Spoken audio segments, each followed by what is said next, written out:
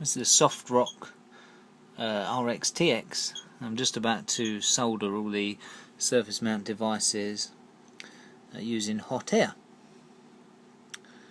So they're all in place with some solder paste on, and let's have a go with the hot air gun.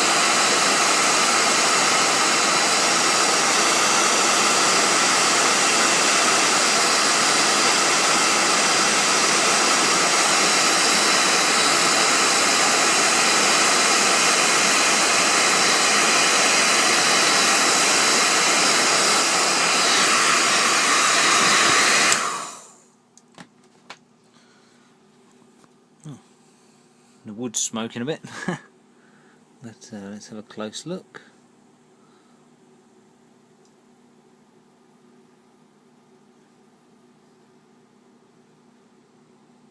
Yep, they all look okay, so that's the easy way to solder many surface mount devices with solder paste and hot air gun.